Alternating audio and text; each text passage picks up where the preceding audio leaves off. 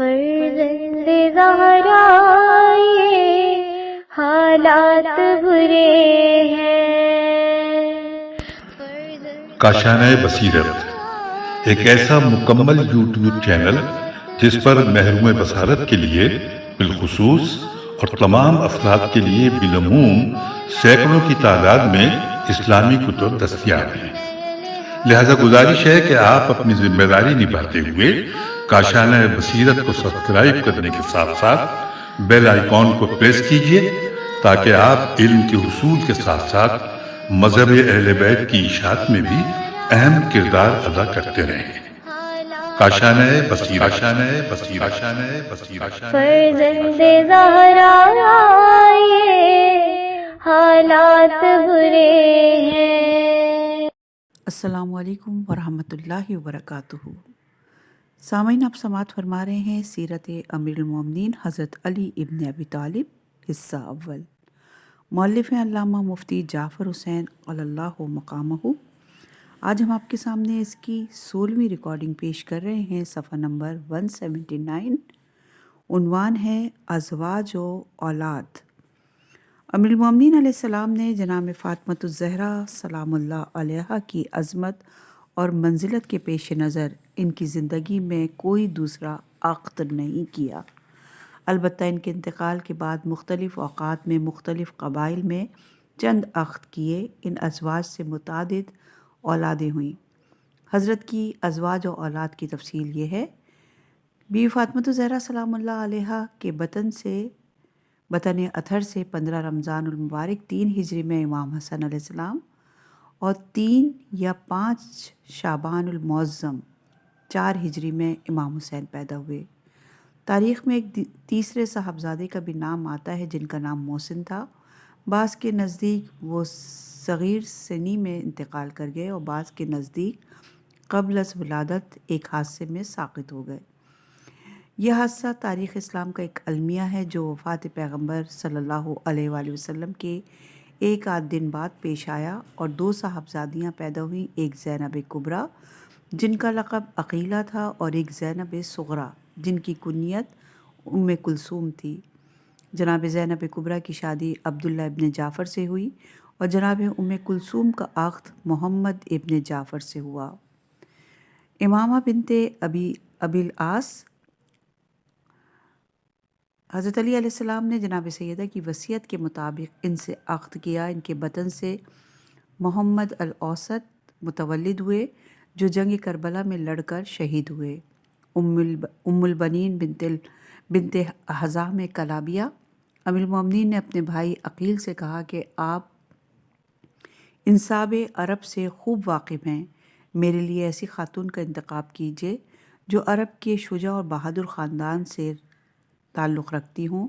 تاکہ اس سے جو اولاد ہو وہ دلیر اور شجاع ہو۔ عقیل نے کہا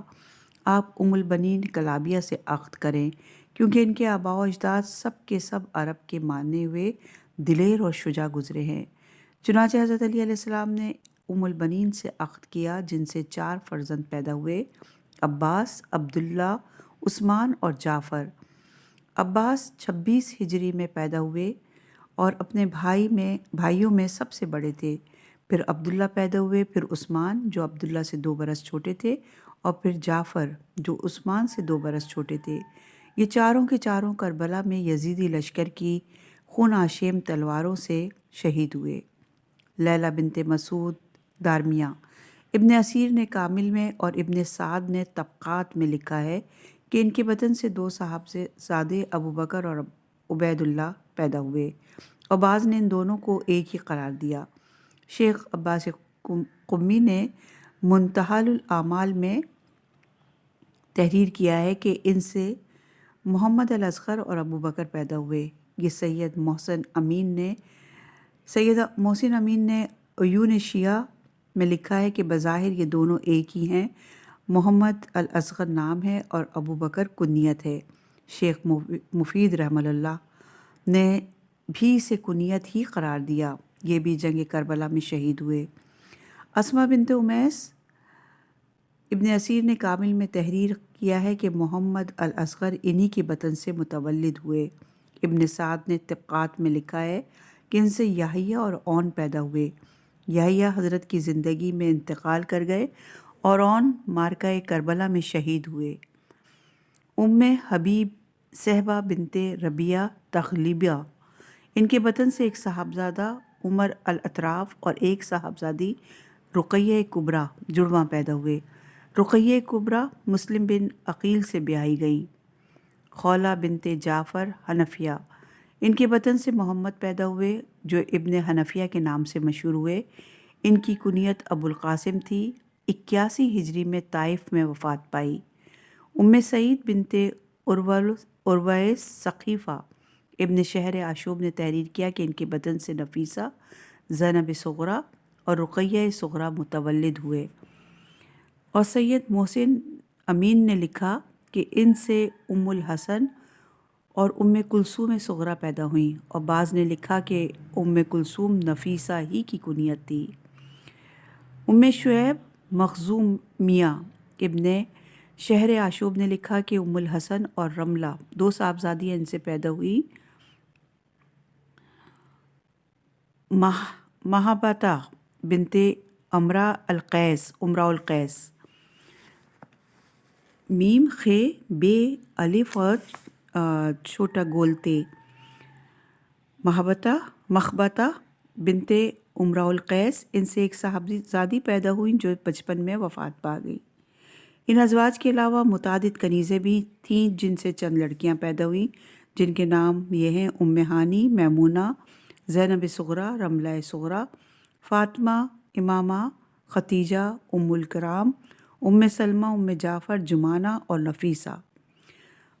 حضرت علی علیہ السلام کی شہادت کے وقت امامہ، اسماء بنت امیس اور البنین اور 18 کنیزیں موجود تھیں۔ آپ کی اولاد امجاد، امام حسن، امام حسین، محمد ابن حنفیہ، عباس اور الاطراف سے چلی۔ اولاد ذکور و نواس کی تعداد بعض نے 25، بعض نے 27 اور بعض نے 28، بعض نے 33 اور بعض نے 36 تک لکھی ہے۔ اس اختلاف کی بظاہر وجہ یہ ہے کہ بعض نے نام اور کنیت کو دیکھتے ہوئے 2 الگ الگ اولادیں قرار دے لیں اور بعض نے انہیں ایک ہی شمار کیا۔ اسی طرح بعض نے محسن کو شمار کیا اور بعض نے شمار نہیں کیا۔ صفحہ نمبر ہے 181 اور عنوان ہے تعمیر مسجد و فتح باب۔ پیغمبر اسلام صلی اللہ علیہ وآلہ وسلم مدینہ میں نزول اجلال فرمانے کے بعد 7 ماہ تک ابو ایوب انصاری کے مکان پر قیام فرما رہے تھے۔ اس عرصے میں نہ نماز کے لیے کوئی جگہ مخصوص تھی، نہ رہائش کے لیے کوئی مستقل منزل تھی۔ آپ نے گھر کی تعمیر کے ساتھ مسجد کی تعمیر بھی ضروری سمجھی، اور ابو ایوب کے مکان سے متصل ایک افتادہ زمین جس میں مویشی بندے رہتے تھے تعمیر مسجد کے لیے منتخب فرمائی۔ یہ زمین جناب عبد المطلب کے ننیھال بنی نجار کی تھی۔ حضرت صلی اللہ علیہ وآلہ وسلم نے ان سے یہ قیمت سے خریدنا چاہی، مگر انہوں نے قیمت لینے سے انکار کر دیا اور زمین کی پیشکش کرتے ہوئے کہا کہ ہم قیمت کے بجائے ثواب اخروی چاہتے ہیں۔ حضرت صلی اللہ علیہ وآلہ وسلم نے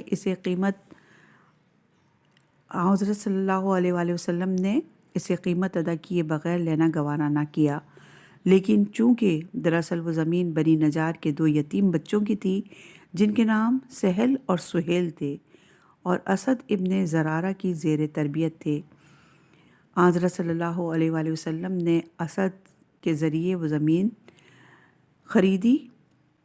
اور اسے ہموار کر کے اس پر مسجد کی تعمیر شروع کر دی، جو چند دنوں میں قد آدم 4 دیواری کی صورت میں تعمیر ہو گئی، اور بعد میں لکڑی کے کھمبے کھڑے ہو کر کے اس کے ایک حصہ پر گھاس پھوس کی چھت ڈال دی گئی۔ مسجد کی ایک سمت ازواج کے 2 حجرے بھی تعمیر کیے گئے جن میں حسب ضرورت بعد میں اضافہ ہوتا رہا۔ انہی حجروں کے وسط میں علی ابن ابی طالب کا گھر تعمیر کیا گیا، اور مکہ سے آنے والے مہاجرین نے بھی مسجد کی دوسری سمتوں میں گھر بنا لیے۔ ان گھروں کے دروازے مسجد میں کھلتے تھے، اس لیے مسجد ہی کی طرف سے ان کی آمد و رفت تھی، اور لوگ جس حالت میں ہوتے ادھر سے آتے جاتے اور اسی سے گزرگاہ کا کام لیتے۔ پیغمبر اکرم صلی اللہ علیہ وآلہ وسلم نے اسے مسجد کی تقدیس کے منافی سمجھتے ہوئے حکم دیا کہ مسجد کی طرف کھلنے والے تمام دروازے بند کر دیے جائیں۔ صرف حضرت علی علیہ السلام کو اجازت دی کہ وہ اپنے گھر کا دروازہ مسجد کی طرف کھلا رکھیں اور ادھر ہی سے آیا جایا کریں۔ ترمذی نے تحریر کیا ہے کہ پیغمبر اکرم صلی اللہ علیہ وآلہ وسلم نے حکم دیا کہ علی کے دروازے کے علاوہ تمام دروازے بند کر دیے جائیں، اور یہ روایت صحیح ترمذی جلد نمبر 2 اور صفحہ نمبر 214 پر موجود ہے۔ یہ حکم بعض طبیعتوں پر شاخ گزرا، کچھ پیشانیوں پر بل پڑے، کچھ زبانیں کھلی اور آپس میں چیمہ گوئیاں ہونے لگیں۔ پیغمبر اکرم صلی اللہ علیہ وآلہ وسلم کو صحابہ کی اس ناگواری کا علم ہوا تو آپ نے انہیں جمع کر کے فرمایا، میں نے تمہارے دروازوں کو بند نہیں کیا اور نہ میں نے علی کے دروازے کو کھلا رہنے دیا ہے، بلکہ اللہ نے تمہارے دروازوں کو بند کیا اور علی کے دروازے کو کھلا رہنے کی اجازت دی ہے۔ اور یہ روایت ہے خصائص نسائی صفحہ نمبر 37 پر۔ حضرت صلی اللہ علیہ وآلہ وسلم نے حضرت صلی اللہ علیہ وآلہ وسلم کے بعض عزیزوں نے بھی چاہا کہ ان کے گھروں کے دروازے کھلے رہیں، چنانچہ انہوں نے شکوہ کرتے ہوئے کہا کہ آپ نے علی کو اجازت دے دی اور ہمیں منع کر دیا۔ آپ نے فرمایا، میں نے نہ تمہیں نکالا ہے اور نہ علی کو ٹھہرایا ہے، بلکہ اللہ تعالیٰ نے تمہیں نکالا ہے اور علی کو ٹھہرایا ہے۔ یہ روایت ہے مستدرک الحکم جلد نمبر 3 صفحہ نمبر 117 پر۔ حضرت عمر بھی اسے امیر المومنین کے امتیازی خصوصیات میں سے شمار کرتے ہوئے کہا کرتے تھے کہ علی ابن ابی طالب کو 3 ایسی خصوصیتیں حاصل تھیں کہ اگر ان میں سے ایک بھی مجھے حاصل ہوتی تو وہ مجھے سرخ بالوں والے اونٹوں سے زیادہ پسند ہوتی۔ پوچھا گیا کہ اے امیر المومنین وہ خصوصیتیں کیا ہیں؟ کہا، ایک تو یہ کہ فاطمہ بنت رسول اللہ ان کے عقد میں آئیں، دوسرے یہ کہ انہیں رسول اللہ کے ساتھ مسجد میں رہائش پذیر ہونے کا شرف حاصل ہوا، اور جو امور رسول اللہ کے لیے اس میں جائز تھے وہ ان کے لیے بھی جائز قرار پائے، اور تیسرے یہ کہ انہیں خیبر کے دن علم دیا گیا۔ یہ روایت مستدرک الحکم جلد نمبر 3 صفحہ نمبر 125 میں موجود ہے۔ ابراہیم ہمونی نے فرائد السمتین میں تحریر کیا ہے کہ حدیث فتح باب کو تقریباً 30 صحابہ نے روایت کیا ہے اور اسے امیر المومنین کی منقبت خاصہ قرار دیا ہے، مگر کتب اہل سنت میں جہاں یہ روایت درج ہے وہاں یہ روایت بھی ہے کہ آن حضرت نے فرمایا، ابو بکر کی کھڑکی کے علاوہ مسجد میں اور کوئی کھڑکی باقی نہ رہے۔ جب پہلی روایت کی تعزیف یا اس سے انکار کی گنجائش نہ نکل سکی تو ان دونوں روایتوں کی تطبیق دینے کی کوشش کی گئی، اور یہ کہا گیا کہ پہلی روایت ہجرت کے سال اول کا واقعہ ہے اور دوسری روایت کا تعلق پیغمبر اکرم صلی اللہ علیہ وآلہ وسلم کے آخری زمانہ حیات سے ہے، یعنی حضرت صلی اللہ علیہ وآلہ وسلم نے جب پہلی مرتبہ دروازوں کے چنوانے کا حکم دیا تو حضرت علی کے علاوہ سب کے دروازے چنوا دیے، اور جب وقت وفات قریب آیا تو حضرت ابو بکر کے دریچے کے علاوہ تمام دریچے بند کرا دیے۔ اس طرح یہ سمجھ لیا گیا کہ دونوں روایتوں کی گرہ کشائی ہو گئی، لیکن دو مختلف روایتوں میں تطبیق کی ضرورت تو وہاں پر ہوتی ہے جہاں دونوں روایتوں کا پلہ سندن برابر ہو، اور یہاں دوسری روایت غریب ہونے کے علاوہ دریت کے بھی سراسر خلاف ہے، اس لیے کہ حضرت ابو بکر کا کوئی مکان مسجد سے متصل نہ تھا، نہ ہی کھڑکی کے کھلا رکھنے یا پابند کرنے کی یا بند کرنے کی نوبت آئے۔ وہ ہجرت کے بعد بنی عبد اوف کے ہاں مقیم ہوئے اور پیغمبر کے آخری زمانہ حیات میں مدینے سے باہر ایک گاؤں سخ میں رہتے تھے جو مسجد سے 1 میل کے فاصلے پر تھا، اور پیغمبر کے زمانے علالت میں انہیں دیکھنے کے لیے وہیں سے آتے تھے اور پھر وہیں چلے جاتے تھے۔ چنانچہ مورخ طبری نے لکھا کہ حضرت ابو بکر پیغمبر کی وفات کے دن مدینے آئے اور پیغمبر کی حالت دیکھی کہ حضرت صلی اللہ علیہ وآلہ وسلم کو درد سے افاقہ ہے تو وہ سخ میں اپنے گھر والوں کے پاس چلے گئے۔ یہ روایت تاریخ طبری جلد نمبر 2 صفحہ نمبر 440 پر۔ حیرت ہے کہ جب وہ مقام سخ میں رہتے سہتے تھے اور وفات پیغمبر کے موقع پر بھی مدینے میں موجود نہ تھے اور نہ مسجد سے متصل ان کا کوئی مکان تھا، تو کھڑکی کہاں سے لائی گئی اور کہاں نصب کی گئی؟ اور پھر جب کہ یہ واقعہ پیغمبر کے آخری ایام کا بتایا جاتا ہے، جیسا کہ ترمذی کے حواشی میں تحریر ہے کہ حضرت صلی اللہ علیہ وآلہ وسلم کی وفات میں 3 دن یا اس سے کم دن باقی ہوں گے کہ حضرت صلی اللہ علیہ وآلہ وسلم نے تمام کھڑکیوں کو بند کرنے اور ابو بکر کی کھڑکی کے کھلا رہنے کا حکم دیا۔ تو اس بنا پر جمعہ یا ہفتے کے دن یہ فرمان نبوی صادر ہوا ہوگا، اس لیے کہ پیر کے دن حضرت کی وفات ہوئی۔ اس سے یہ ظاہر ہے کہ یہ حکم واقع قرطاس کے بعد کا ہے، کیونکہ واقع قرطاس جمعرات کو ہوا، جبکہ پیغمبر اکرم صلی اللہ علیہ وآلہ وسلم نے صحابہ کو باہمی نزاع اور شور و شخ سے منع کیا اور انہیں اٹھ جانے کا حکم دیا۔ اگر کاغذ اور قلم کے طلب کرنے پر پیغمبر اکرم صلی اللہ علیہ وآلہ وسلم کے لیے اختلال حواس تجویز کیا جا سکتا ہے، تو اس کے بعد والے حکم کے لیے کیوں یہ رائے قائم نہیں کی گئی، جبکہ گھر کے بغیر کھڑکی کے کھلا رہنے کا حکم سمجھ میں آنے والی بات ہی نہیں ہے۔ یہ روایت خلاف درائیت ہونے کے علاوہ لفظاً اور معناً مضطرب بھی ہے، اس لیے کہ کہیں لفظ خواخا یعنی کھڑکی ہے اور کہیں لفظ باب دروازہ ہے، اور دونوں کا مفہوم الگ الگ اور معنی جدا جدا ہیں۔ یہ اضطراب اور اختلاف روایت کو مشکوک اور پایہ اعتبار سے ساقط کرنے کے لیے کافی ہے۔ در صورت یہ کہ روایت میں لفظ خوخا کے بجائے باب تسلیم کیا جائے تو دونوں روایتوں میں تطبیق کی جو صورت پیدا کی گئی ہے وہ یہاں منطبق نہ ہو سکے گی، اس لیے کہ اگر پیغمبر اکرم نے ابتدائے زمانہ ہجرت میں حضرت علی علیہ السلام کے علاوہ سب کے دروازے چنوا دیے، تو آخری ایام میں تمام دروازوں کے بند کرنے اور حضرت ابوبکر کے دروازے کو کھلا رکھنے کا حکم دینا کیا معنی رکھتا ہے، جبکہ بشمول ابوبکر سب کے دروازے بند کر دیے گئے تھے اور کہا اگر یہ کہا جائے کہ ابتدا ہی میں دونوں کے دروازوں کو کھلا رہنے کا حکم دیا تھا تو یہ روایات اور واقعات کے سراسر خلاف ہے، اور اگر ایسا ہوتا تو جنہوں نے فتح باب کے سلسلے میں حضرت علی علیہ السلام کا ذکر کیا ہے وہ حضرت ابوبکر کا بھی ذکر کرتے اور حضرت عمر بھی اسے علی کی خصوصیت اور امتیازات میں سے قرار نہ دیتے۔ اس امر پر بھی غور کرنے کی ضرورت ہے کہ دوسروں کے دروازوں کو چنوانے اور علی کے دروازے کو کھلا رکھنے میں کیا مصلحت کار فرما تھی۔ ظاہر ہے کہ اس کی غرض و غایت مسجد کی تقدیس و پاکیزگی کا اظہار تھا، چنانچہ صحابہ کے گھروں کے دروازے صحن مسجد میں کھلتے تھے اور وہ ادھر ہی سے ہر حالت میں آتے جاتے تھے، اور یہ امر مسجد کی تقدیس کے منافی تھا۔ لہٰذا پیغمبر اکرم صلی اللہ علیہ وآلہ وسلم نے مسجد میں کھلنے والے تمام دروازے چنوا دیے تاکہ مسجد ظاہری اور باطنی نجاستوں سے پاک رہے اور لوگ حالت جنابت میں ادھر سے گزرنے اور اس میں ٹھہرنے نہ پائیں، اور چونکہ حضرت علی علیہ السلام کی یہ خصوصیت خاصہ تھی کہ وہ طیب و طاہر اور ظاہری اور معنوی نجاستوں سے پاک تھے، اس لیے ان کے لیے کسی حالت میں مسجد میں آنے جانے اور اس میں ٹھہرنے کی ممانعت نہ تھی، جس طرح کہ خود پیغمبر اکرم صلی اللہ علیہ وآلہ وسلم کے لیے کوئی روک ٹوک نہ تھی۔ چنانچہ حضرت صلی اللہ علیہ وآلہ وسلم کا ارشاد ہے، اے علی، اس مسجد میں تمہارے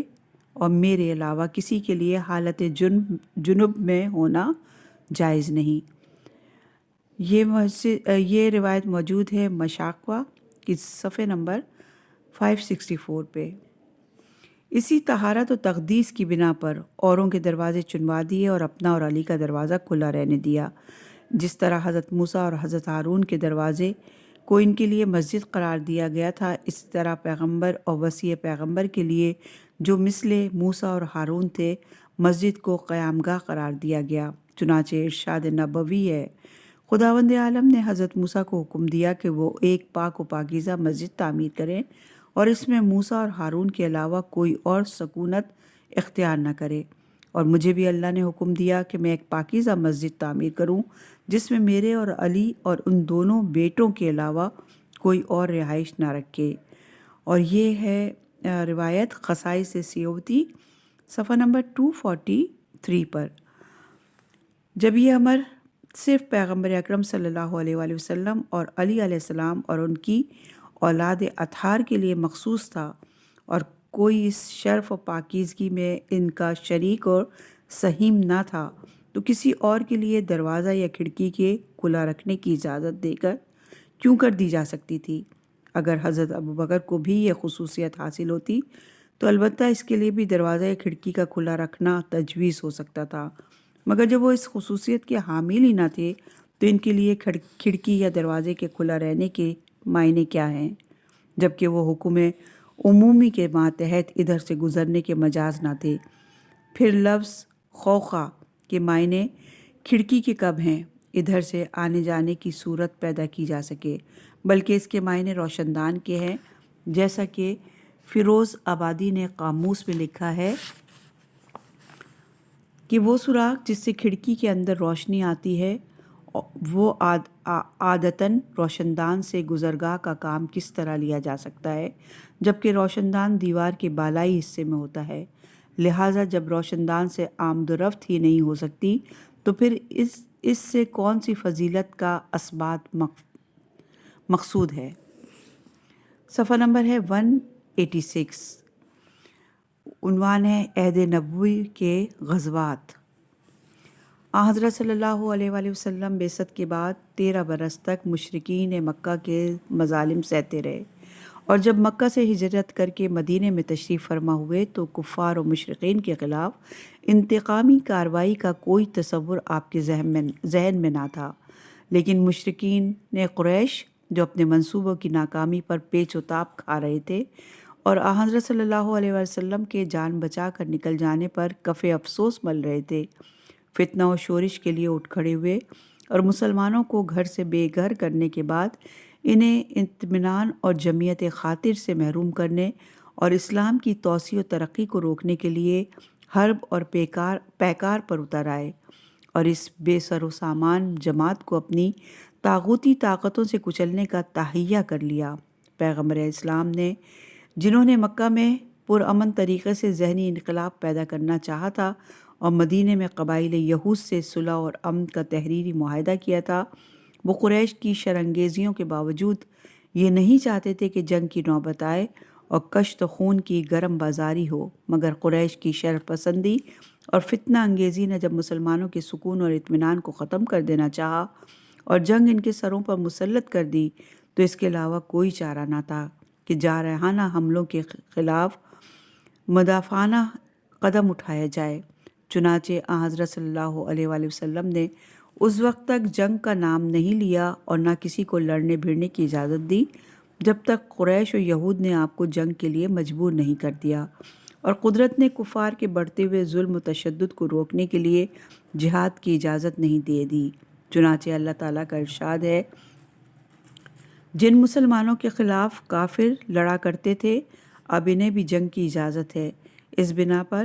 کہ ان پر مظالم ہوئے اور یقیناً اللہ تعالیٰ ان کی مدد پر قادر ہے۔ یہ بات ڈھکی چھپی ہوئی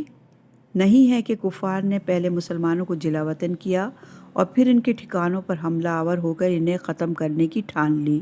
اس صورت میں اگر ان کے خلاف اعلان جنگ نہ کیا جاتا تو خود مسلمانوں کی ملی بقا خطرے میں پڑ سکتی تھی۔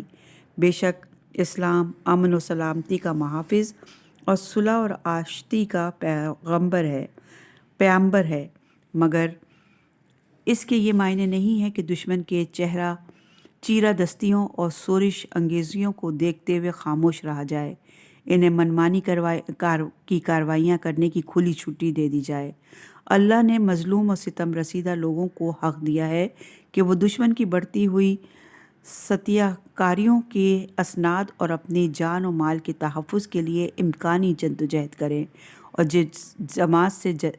جماعت سے جینے اور سانس لینے تک کا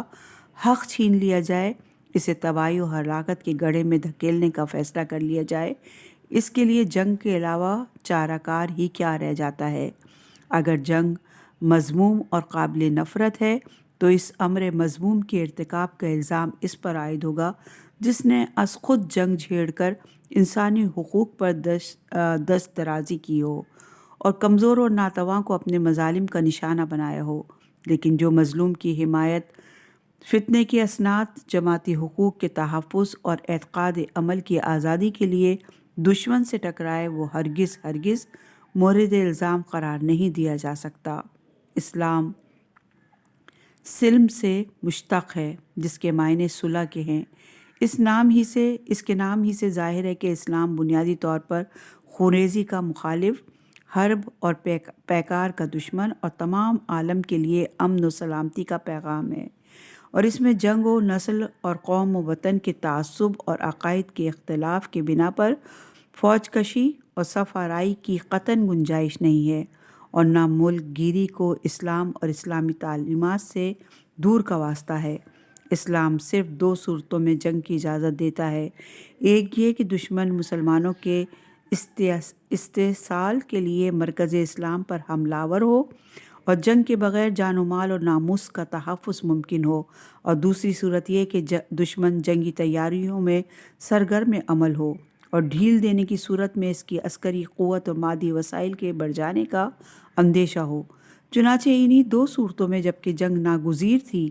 پیغمبر اکرم صلی اللہ علیہ وآلہ وسلم نے علم جنگ بلند کیا اور مسلمانوں کو اجازت دی کہ وہ حفاظت خود اختیاری اور حیات ملی کے قیام و بقا کے لیے دشمنوں سے لڑیں۔ اگرچہ ابتدا میں مسلمان کفار کے مقابلے میں ہر لحاظ سے کمزور تھے، مگر دشمن کی کثرت و قوت اور اپنی بے سر و سامانی کے باوجود میدان حرب اور ضرب میں اتر آئے۔ کبھی بدر کے کنووں پر ان سے ٹکرائے، کبھی احد کی پہاڑیوں پہ لڑے، کبھی مدینہ کے حدود میں رہ کر مدافعت کی، یا مقامات محل و وقوع کے لحاظ سے دارالسلام مدینہ سے قریب اور دارالکفر مکہ سے فاصلے پر واقع ہوئی۔ ان جنگی محاذوں کا نقشہ دیکھ کر ہر بابصیرت انسان بآسانی فیصلہ کر سکتا ہے کہ جارحانہ اقدام کس کی طرف سے ہوا اور مدافعانہ اقدام کس نے اٹھایا۔ اگر اسلام کا اقدام جارحانہ ہوتا تو جنگوں کی جائے وقوع دشمن کے مسکن سے قریب ہونا چاہیے تھی اور مسلمانوں کے محل وقوع سے دور تر، لیکن ہر محاذ جنگ اسلام کے مرکز کے قریب نظر آتا ہے اور کفار کے مرکز سے دور، جو اس امر کی واضح دلیل ہے کہ پیش قدمی دشمن کی جانب سے ہوئی اور مسلمان ان کی پیش قدمی کو روکنے کے لیے صف آرا ہوئے۔ البتہ خیبر ایک ایسی جگہ ہے جو اسلامی مرکز سے دور اور یہودیوں کے جائے قرار تھی، مگر امر واقعہ یہ ہے کہ یہ وہی لوگ تھے جو عہد شکنی کے نتیجے میں مدینے سے نکالے گئے تھے، اور جب ایک گراں لشکر کے ساتھ مسلمانوں پر حملہ آور ہونے کے لیے پر تول رہے تھے اور اڑوس پڑوس کے قبیلوں سے معاہدہ کر کے جنگی تیاریاں مکمل کر چکے تھے، اگر پیغمبر اسلام پیش قدمی نہ کرتے اور آگے بڑھ کر ان کا راستہ نہ روکتے تو وہ جنگی ہتھیاروں اور دل بدل فوجوں کے ساتھ مدینے پر حملہ آور ہوتے اور مسلمانوں کے لیے اس امڑے ہوئے سیلاب کو روکنا مشکل ہو جاتا۔ اسلام نے اگرچہ ان ناگزیر حالات میں جنگ کی اجازت دی ہے، مگر جنگ کے مختلف مراحل، آغاز اور اثناء اور اختتام کے لیے ایسی ہدایات دی ہیں جو اسلام کی امن پسندی اور انسان دوستی کے آئینہ دار ہیں۔ اسلامی نقطہ نظر سے کسی خونریز اقدام سے پہلے دعوت اسلام دینا ضروری ہے، تاکہ محارب گروہ اگر اسلام سے متاثر نہ بھی ہو تو کم از کم اس پر واضح ہو جائے کہ جنگ کا مقصد انسانوں کو موت کے گھاٹ اتارنا، مال غنیمت سمیٹنا یا بچے کچے لوگوں کو غلام بنانا نہیں ہے، بلکہ اسلامی تعلیمات کو عام کر کے ایک امن پسند معاشرہ تعمیر کرنا ہے، اور جنگ چھڑ جانے کی صورت میں اپاہجوں، مزدوروں، امن پسندوں، عورتوں، بوڑھوں اور بچوں پر ہاتھ اٹھانے اور اندھا دھند خون بہانے سے منع کیا ہے۔ چنانچہ جنگ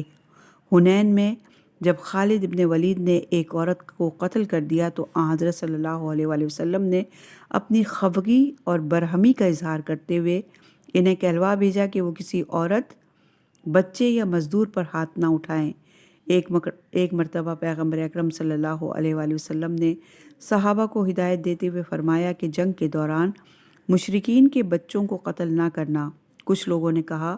کہ وہ تو مشرکوں کی اولاد ہیں۔ فرمایا کیا تم میں کیے اچھے لوگ مشرکوں کی اولاد نہیں ہیں؟ اسلام اس کی بھی اجازت نہیں دیتا کہ دشمنوں کے سامان رست، کھانے، پانی وغیرہ میں رکاوٹ پیدا کی جائے، انہیں ضروریات زندگی سے محروم کیا جائے اور بلا وجہ ان کے باغوں کھیتوں کو اجاڑا جائے، پھلدار درختوں کو کاٹا اور عمارتوں کو گرایا جائے۔ اسی طرح اسلامی تعلیمات کی روح سے مقتولین کے اعضاء کی قطع اور برید اور انہیں جلانا اور برہنہ کرنا انتہائی ناپسندیدہ عمل ہے۔ اسلام نے مفتوحین اور بقیت السلف کے ساتھ بھی بہتر طرز عمل اختیار کرنے کا حکم دیا ہے اور ان سے فدیہ لے کر یا انہیں ممنون احسان کر کے چھوڑ دینے کی تعلیم دی ہے، اور اگر بعض حالات میں انہیں اسیری اور غلامی کی صورت میں رکھنا پڑے تو ان کے ساتھ خصوصی مراد کی تاکید کی ہے۔ اس حقیقت سے بھی انکار نہیں کیا جا سکتا کہ پیغمبر اسلام کے بعد اسلام کے نام پر کچھ جارحانہ جنگیں بھی لڑی گئیں، جن میں اخلاقی حدود اور جہاد اسلامی کے شرائط اور آداب کو نظر انداز کیا گیا، اگرچہ ایک طبقہ نے قہر اور غلبے کو حق کا معیار قرار دے کر اس قسم کی جنگوں کو بھی جہاد اسلامی میں شامل کر لیا ہے